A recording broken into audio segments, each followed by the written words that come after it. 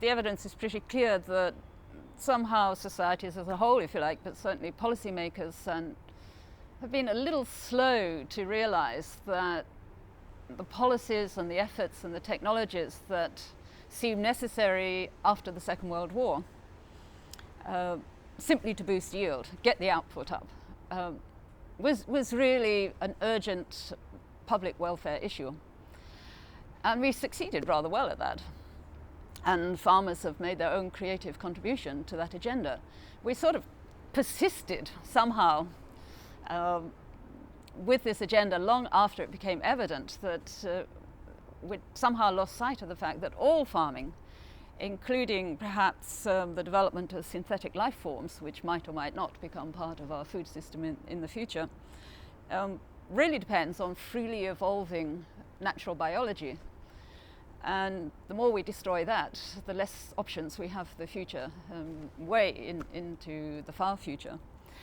And water is really such an urgent problem, not just in developing countries, but in many of our so-called modern societies as well, that we're using far too much of what we call in our disciplines the natural capital. The stocks of water, the stocks of soil fertility, the free pollination services that insects and in some cases birds provide for farming. And by eliminating that or polluting it or otherwise damaging the way that it functions, we destroy the assets on which we exist.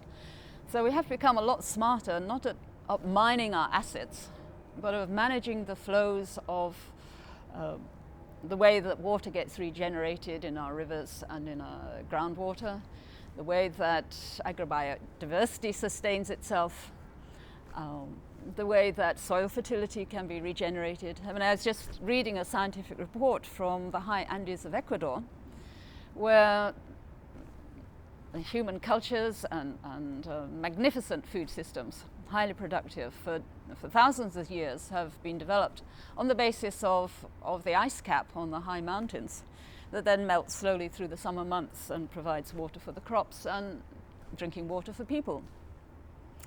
The trouble is, under climate change, that ice is disappearing rather fast. No ice, no summer water, no irrigation, no drinking water, no society. Hundreds of thousands of small farmers would have to move. To where, to do what? I mean, and it's pretty chaotic and highly miserable. But they've been working away themselves with external scientific help. And the latest figure I saw was that by restoring the organic matter to the soil, they can hold an extra 100,000 litres of water per hectare, so that they can make better use of what water is available. And slowly, maybe we'll find our way through that kind of challenge. But we do need now to be seriously looking at those issues.